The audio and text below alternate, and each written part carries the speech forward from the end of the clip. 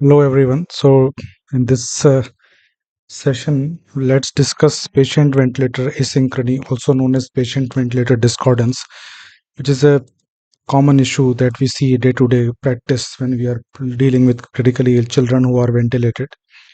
That when we put children on ventilator, this is the usual scenario that we see. Initial phase, in the time of intubation, we sedate them, paralyze them for some time. There is good synchrony between the ventilator and the patient signals, so we don't see too much problem. Once the child starts to wake up, the muscles become active, then usually we see this type of problem. The many ventilators detect show us that the patient has triggered by showing a color change at the start of the inspiration. And of course we can also match with this with the total respiratory rate and looking at the patient clinically as the patient starts to trigger. As this starts to happen, then we start to see some problems and various types of waveform. The smoothness of the graphics that we see and the read, those are gone, and we see various patterns, some quick inspirations without too much expiratory time, some serrations in the circuits. Also, these sorts of the timing problems, this starts to happen. This is basically we seeing is that there is a asynchrony between the patient signal and the ventilator signal. So for synchrony, the term technically means that it should be simultaneous action development of occurrence between two or more events. So here we are trying to synchronize between the patient signal, which is detected P muscle, and the ventilator signal, which is P vent. So how to detect the muscle signal, the patient signal? So ideally, there are two ways to detect it accurately. That is the electrical signal from the diaphragm, which is available in the when you have a specialized catheters usually seen in the McKess or Voy ventilator. In its absence, we a specialized esophageal catheter can be used, which is has there is a technique, there are instructions to use it, and if that is placed properly, that can also denote the timing of the muscle signal, and then we try to correlate this muscle signal along with the corresponding graphical changes with corresponding phase of trigger, limit, and cycling of variables.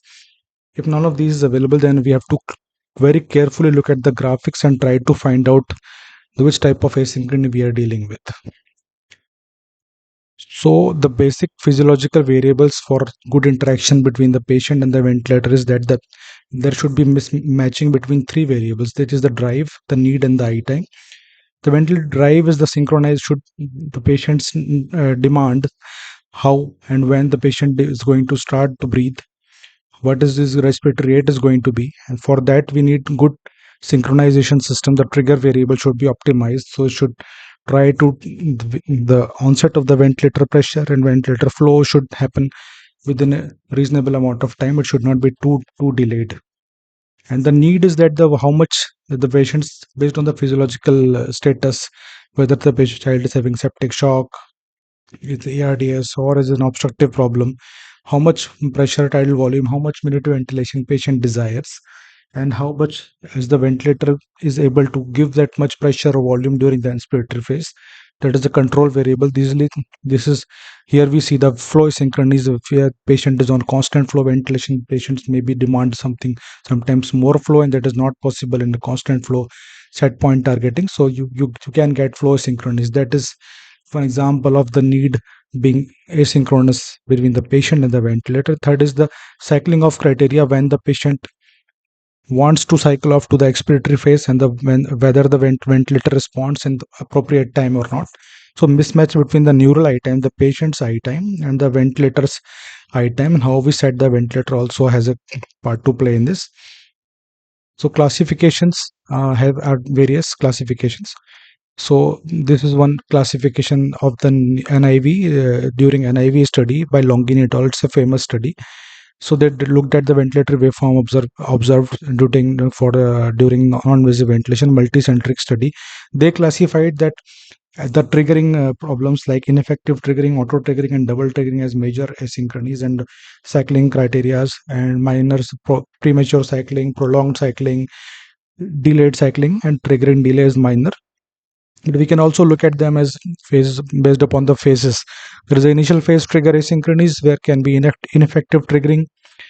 Patient does some tries to breathe, gives some signal, but it is not enough to trigger the breath. There is a can be reverse triggering where the machine triggered inspiration is comes first, followed by the P muscle signals.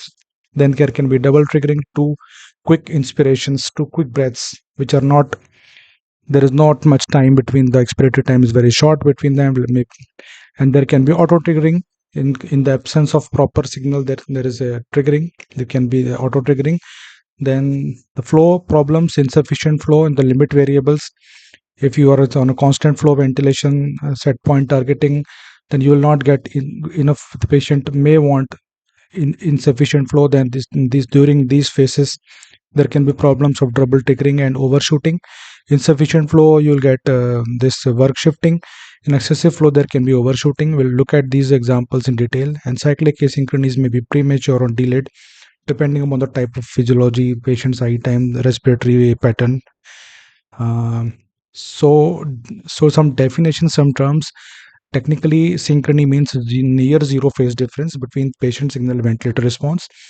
Asynchrony technically means there is no response, there is absence of the response to a patient signal, or it can be vice versa as well.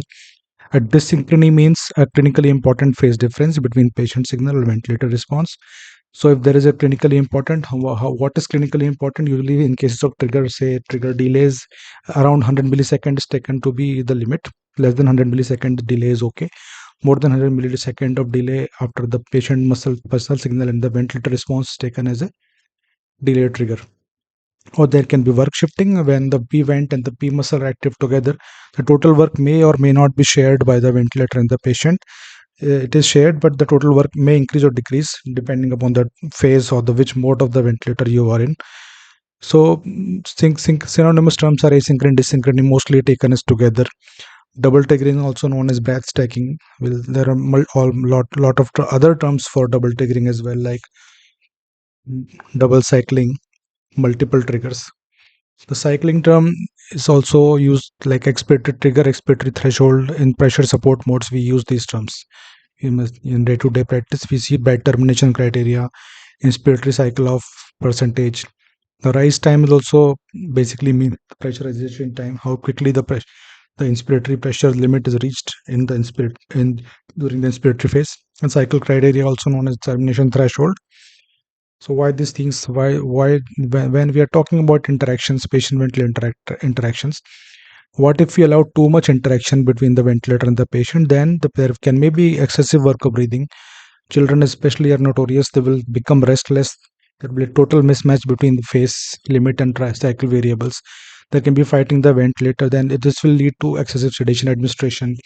It can also lead to very quick inspirations without too much time for expiration, leading to dynamic hyperinflation, leading to again vicious cycle, contributing to ineffective triggers, delayed cycling, then ventilator induced lung injury. If you allow too little interaction or keep the patient too much sedated, then their problems are atrophy, prolonged ventilation, delirium, stress disorder, this ventilator pneumonia. Also, that the more days the patient is on ventilator, you have more. That is the single most important risk factor for hospital acquired infection.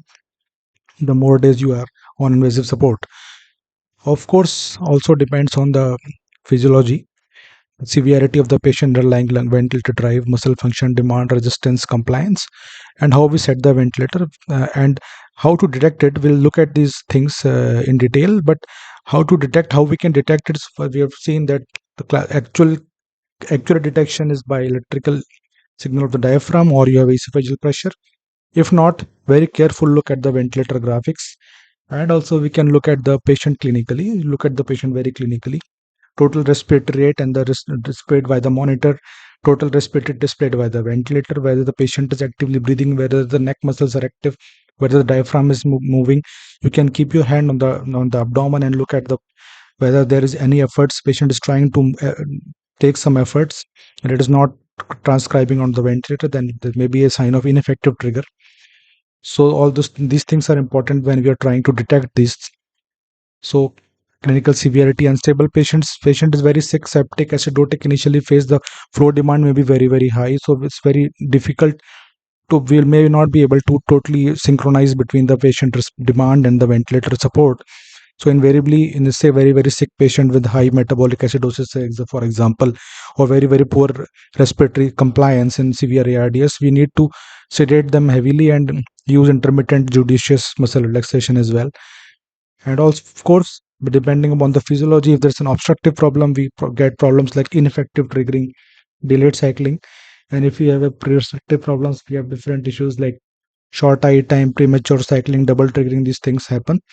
Ventilator related factors also contribute. If you are on a pressure trigger in a setting of a flow restriction like asthma or a COPD, then it will be difficult to trigger for the patient. And volume control ventilation is also commonly associated with inadequate flow during inspiratory phase. Also leads to double triggering. If the double triggering happens during volume control ventilation, it is more dangerous when it happens in the pressure control ventilation, because in volume control mode, all the breaths will be delivered targeted. The set tidal volume will be delivered and the volume trauma will be more. In pressure control and support modes, pressure support modes, usually the comfort is more as the flow is usually relatively unrestricted. But of course, the level of support should be chosen carefully depending upon your pattern and the items that you see, the expiratory time, expiratory essence, the cycle of criteria. So we have discussed this, that in obstructive patients, when there is lot of expiratory flow limitations because of elastic recoil, narrowing, expiratory resistance, so the expiratory time constant is more. That this patient require more time to exhale the gas that is trapped inside. So expiration needs more time. If we are not allowing enough time, then there will be buildup of that flow remains, that gas remains is restricted inside, and that the flow, that gas that is remains inside, that is not completely expirated out, generates a pressure inside the lungs, the respiratory system as a whole, that is called intrinsic PEEP. So because of this intrinsic PEEP, we get problems like ineffective efforts and delayed cycling. In patient with restrictive pathophysiology, usually the lung compliance is less, elastic recoil is a lot, and FRC is less. Here the patient's eye time, physiological eye time is less. The eye time is, the time constant is low, is less, so patient doesn't require too much time for one inspiration. Here we usually see problems like premature cycling and double triggering. To detect it, again we discussed it, observation time is required relative amount. If you are planning some study or planning to look at the pattern, there is a relative, and timing of observation has to be predefined for how much time, because not was always possible to keep looking at the graphics, but some amount of automation if not possible, then the other detection methods that we see are clinical waveform, the esophageal balloon, and the electrical activated diaphragm. If you have all of them, then we can try to time the signals in terms of for example, if you see this picture here, esophageal pressure is also denoted, and diaphragmatic electrical activity is also there. You can see here the flow, termination of the patient signal, but still flow is continued. This is a type of delayed cycling. So this the mismatch between these timings gives us an idea about what exactly are we dealing with.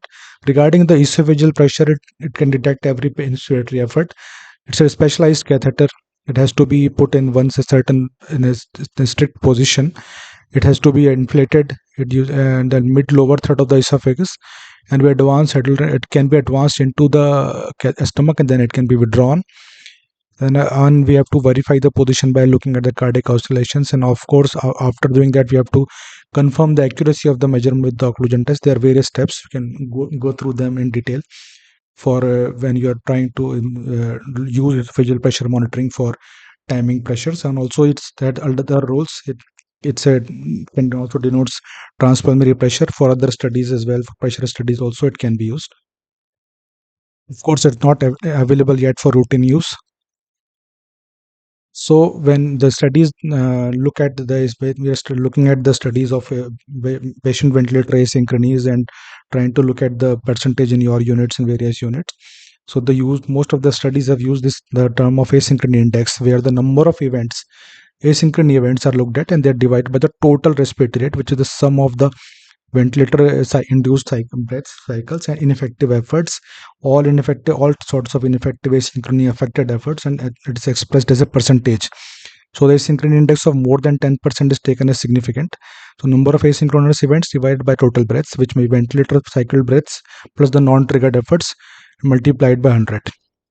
So some studies have used the automated method like a neurosync index, where An AD signal is and when ventilator pressures are used simultaneously, and it's a real-time automated standardized assessment. It quantifies timing errors between neural efforts and support delivery. In one study, they used the neurosync index. The neurosync index, if it is used, it is more than 20% technically taken as a high synchrony percentage. And asynchrony index, mostly 10% is taken to be as significant. Looked at some studies quickly. So asynchronous during mechanical ventilations are associated with mortality. This study is 2015. Here they looked at 50 ICU ventilated patients and software-based detection was done. They looked at ineffective triggering, double triggering, aborted inspirations, short and delayed cyclings.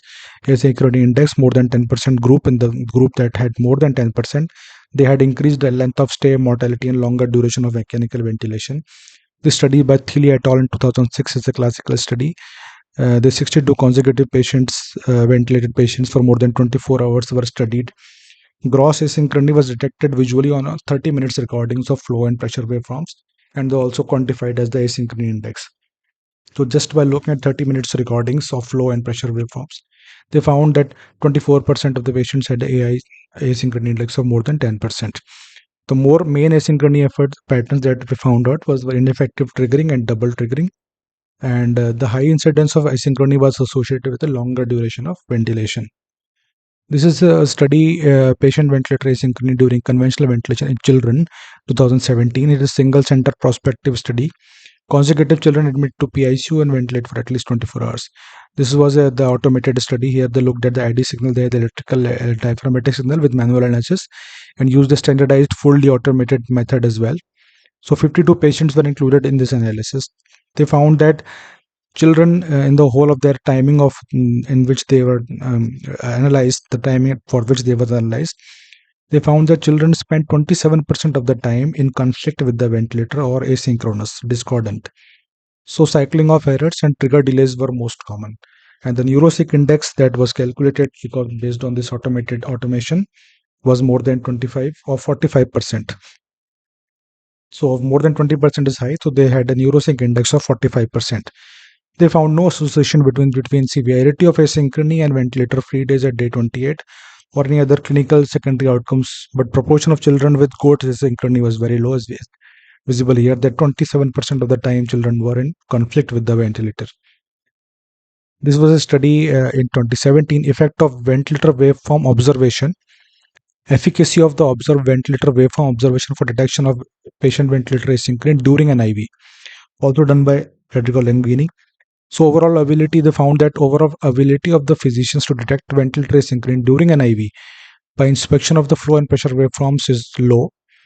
Expertise of the clinician did not affect the rate of detection, and asynchrony detection is slightly higher with mask than with helmet. This was studied done on NIV, and the rate of proper detection was inversely related to prevalence of asynchrony.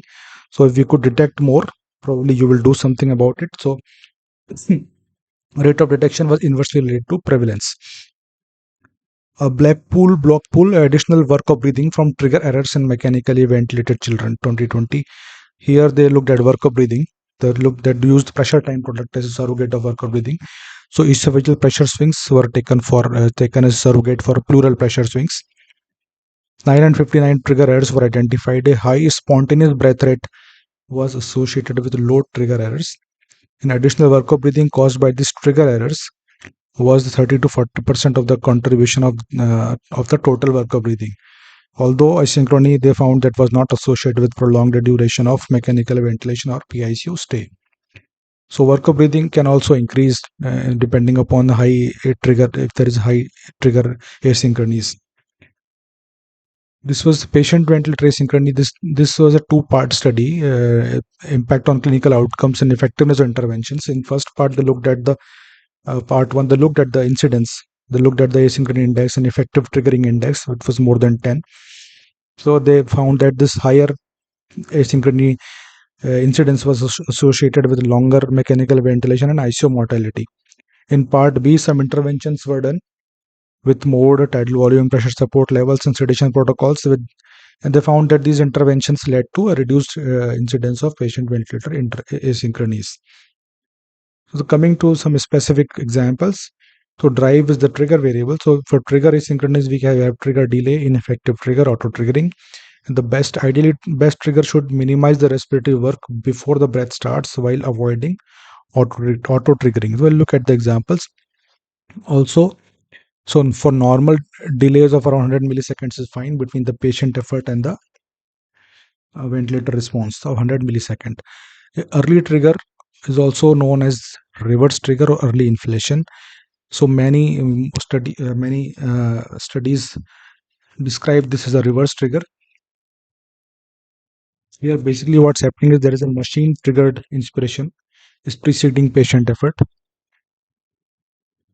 and patient effort happens later, but this patient effort can occur during any phase of inspiration or early expiration. So basically, there is a machine breath followed by P muscle activity. We'll look at the some examples. A trigger delay or late inflation is seen when the ventilator responds to the patient effort after a clinically important delay, which is usually taken as more than 100 milliseconds. To measure it, of course, we need the accurate esophageal pressure, say monitoring, to be able to say that yes, this much delay has happened. And false triggers can happen auto trigger, auto cyclic in absence of the P muscle. There ventilator triggers that will be called as a false trigger. So the early triggers we discuss patient machine triggered inspiration precedes patient trigger effort. The start of the flow of machine related flow will happen, followed by the evidence of P muscle.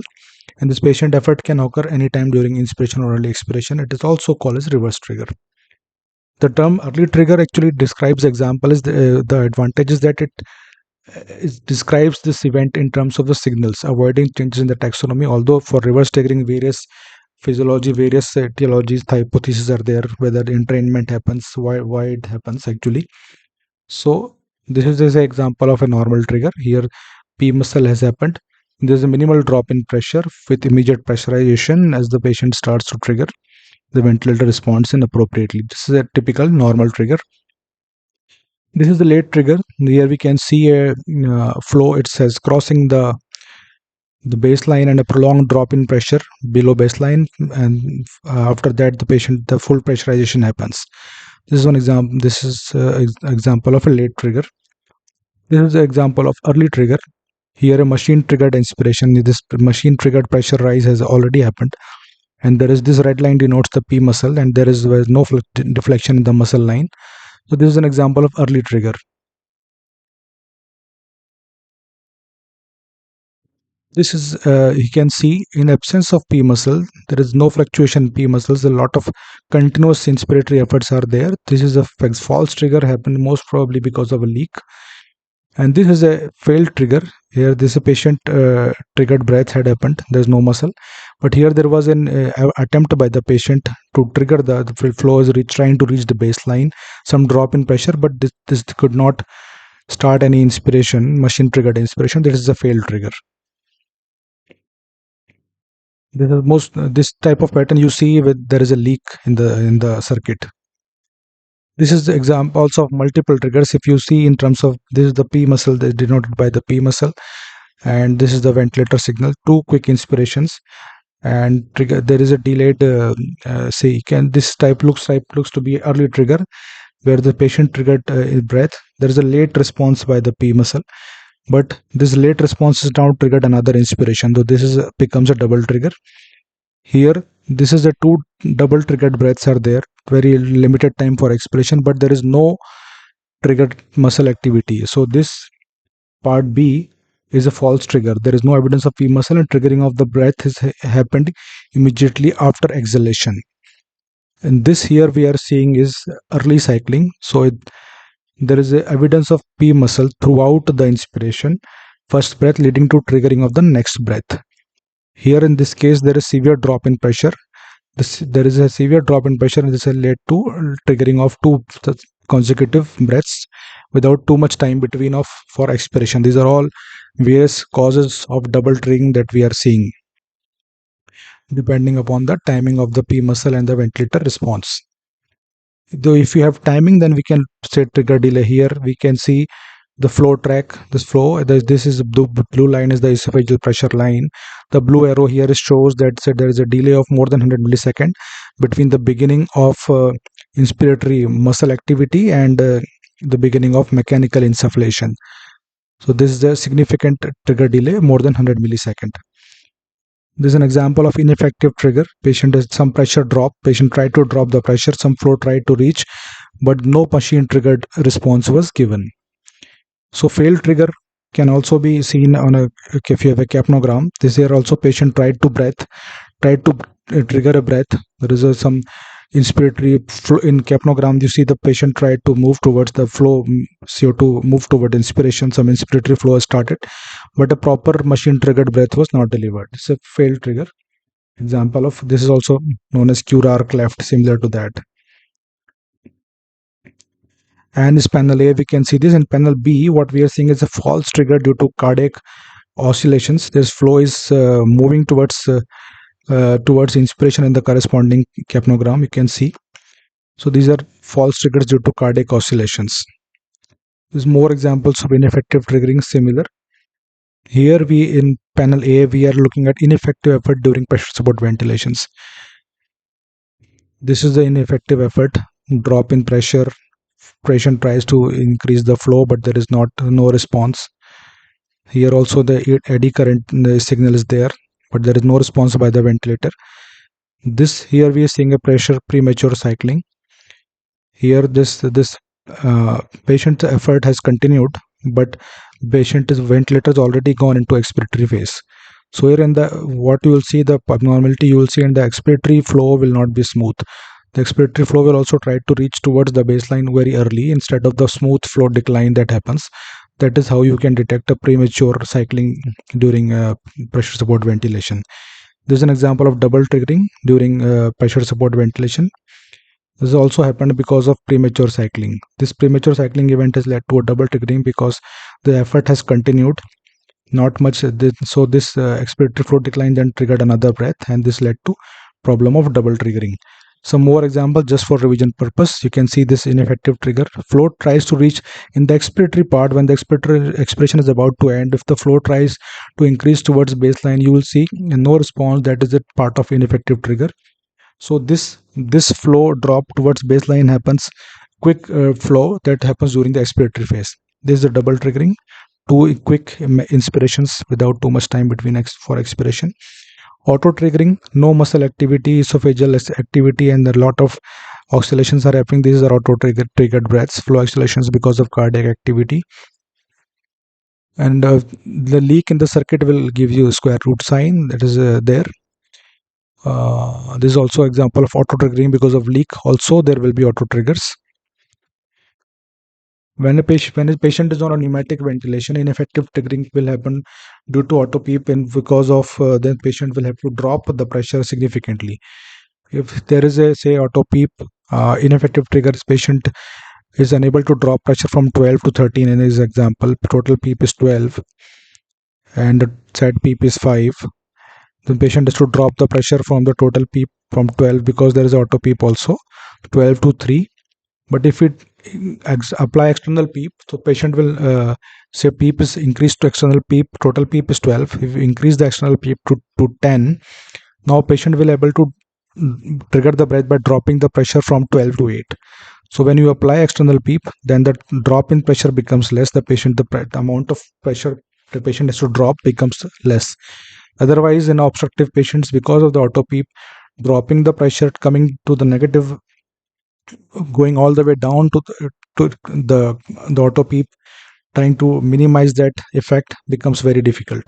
So when these obstructive patients of asthma and COPD, obstructive bronchiolitis, when they start to breathe, it's very important to set the external PEEP appropriately. It should not be 100% of the auto PEEP, but it should be around 75% of the PEEP. So some more examples: inspiration and expiration. Inspiration and expiration, pressure targeted modes. This is incomplete emptying, as you see on the expiratory waveform. If the flow doesn't reach the baseline, this gives an idea that is the auto PEEP is happening. Also, in your flow volume loop, when you see scooped out appearance and air trapping, the flow is terminates here, then it detects auto triggering. If it goes to 0 suddenly, that detects leak.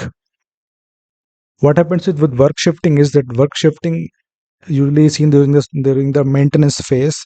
There is a difference between volume control and pressure control. So uh, here you see example of a constant flow ventilation. Patient is also doing the work on the ventilator. So the overall flow and volume is remaining the same because it's a constant flow and volume control with set point targeting. Here the total work will remain the same as long as the patient is not generating so much flow that it is coming below the baseline, that with then this becomes clinically severe work shifting. In pressure control modes, when the ventilator patient also starts to contribute to the mechanical breath, the total work actually increases because the total volume and the flow, as you see, is varying, so that increases. Again, depending upon the mode, suppose if you are on a pressure control set point targeting, this overall work will increase.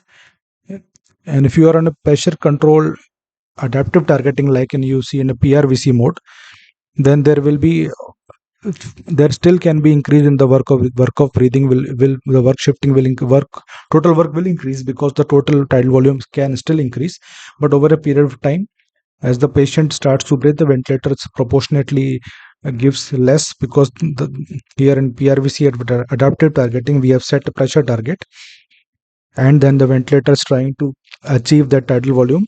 The tidal volume target has been set, but the patient is trying to achieve that tidal volume with the minimum amount of pressure that is possible. So that is how work shifting works in the setting of uh, patient ventilator interactions. Some more examples of this is flow starvation can happen during a say constant flow ventilation, a square wave. There can be flow starvation if patient demands more flow. In the constant flow volume control, especially volume control with set point targeting, constant flow ventilations, assist control modes. This is the pressure rise at the expiration. You see delayed cycling. There is no flow during inspiration. There is too much time too much time given for the inspiration. There can be a pressure rise. Patient is trying to actively exhale. This is an example of ineffective triggering. Patient is trying to reach the flow towards baseline. No response is being given, and also esophageal pressure. We can see that some effort is being made, but no mechanical patient in the ventilator induced breath is being given. More examples of cycle asynchronies, towards coming to the end. P-vent is the ideal normal. Uh, Quick pressure drop, quick response by the ventilator here. This is the ventilator response has already terminated, but the cycling off has not happened. There's a late cycling. This is the early cycling. The already inspiration is continued, but the patient inspiration has already gone into the expiratory phase before the patient's inspiratory effort is terminated. This is a late cycling, early cycling. So early cycling inspiration ends within a clinically important time before the muscle peak. It happens because of the eye time, neural eye time being longer than the machine eye time. Here in the expiratory flow pattern, we see a distortion of the peak expiratory flow and disruption of this smooth exponential flow towards the baseline. This is a common cause of double triggering. We already said a lot many times. So this early cycling can also happen because of non-patient signal, because of a pressure or tidal volume limit. If the limit is reached early or there is a reduced compliance, then can be a reduced early cycling. To detect delayed cycling, there are two phases of inspiration. What is basically happening is that the patient's effort has terminated, but still the inspiratory effort is terminated, but still the inspiratory flow is continued. In the first phase, there is a synchronized pull of the inspiratory muscles and push from the ventilator, but later on the inspiration is continuing solely from the push from the ventilator. The flow pattern slightly changes. This is the passive inflation is happening. So just to summarize all of these things, the issues, the ineffective trigger is the causes are inappropriate sensitivity and prolonged eye time. It also can happen because of respiratory muscle weakness, decreased neural drive, and dynamic hyperinflation, as we have seen the examples. What we can do to manage is we adjust the sensitivity, decrease the eye time, discontinue any sedatives which are neural drive depressants, minimize hyperinflation, titrate the extrinsic peak appropriately in say flow limited settings, and decrease pressure support levels. In double triggering, the eye time is too short related to the neural eye time. The patient needs more eye time for the inspiration, or it can also happen because of volume control ventilation. If you're set low tidal volumes, the flow criteria is not being met, then also there is a tendency of double triggering. Here we can increase the I time, give more time for the patient to breathe, decrease the cycle threshold and pressure support so that more time is spent in the inspiration and no quick expiration is not happening, premature cycling is not happening, and deep sedation plus neuromuscular blockade may be required in early severe ARDS to prevent this double triggering, because here the I time may be too, the time constant will be very very short and very quick, going into that quick short breaths may happen. In reverse triggering is muscle effort due to mechanical insufflation. Here you reduce the sedation and neuromuscular blockade and try to look at the problems, find clinical problems. Auto triggering usually because of excessive sensitivity, too much sensitivity, leaks, condensate, transmission of cardiac pulsations. So here look at these problems, optimize the sensitivity of trigger, correct the leaks, remove the condensate timely. Premature cycling, machine I time is too short, restrictive lungs pressure support. So in pressure control ventilation, increase the I time. In volume control ventilation, you reduce flow or increase tidal volume. In pressure support, the reduced cycle threshold again allow more time for the inspiration. In delayed cycling machine, I time is too long and obstructive mechanics are there. So in volume control ventilation, you increase the flow. In pressure control ventilation, you decrease that TI because too much time is happening, and the inspiration doesn't need too much time, and too much time is being lost in inspiration. In pressure support ventilation, if there is delayed cycling happening, opposite to that, we in here increase the cycle threshold so that easy cycling off happens and the patient can go into the next phase. If there is insufficient flow, it will happen in volume control modes. Flow settings can be too low. Here you increase the flow or switch to PCV or PSV. The pressure control applied pressure may be too low and too long rise time. Here you reduce neural drive and metabolic demand. Here excessive demand problems, then we control these problems like fever, pain, anxiety, and acidosis. If there is excessive flow in VCV, the flow is too high, you can decrease the inspiratory flow. If the pressure control and pressure support ventilation applied pressure is too high and rise time is too short, then that can also cause excessive flow problems, the peaking. Here decrease the applied pressure and decrease the rise time. So that's all. So we have seen that patient ventilator discordance is a common problem in children. In all critically ill patients, more so in children, detecting them is problematic. And we have seen a lot of studies that these do make it important, that these are important in the outcomes for the ventilator free days, prolonged ICU stay, mortality as well. Not directly associated with mortality, but we need more studies, and doing the studies are difficult because just by looking at the graphics, we are not able to pick up everything, all the asynchronies accurately. So if possible, if you have the if you have esophageal catheter, if you have electrical activity of the diaphragm, that can be used, and we should always be vigilant about patient ventilator discordance in ICUs. Thank you.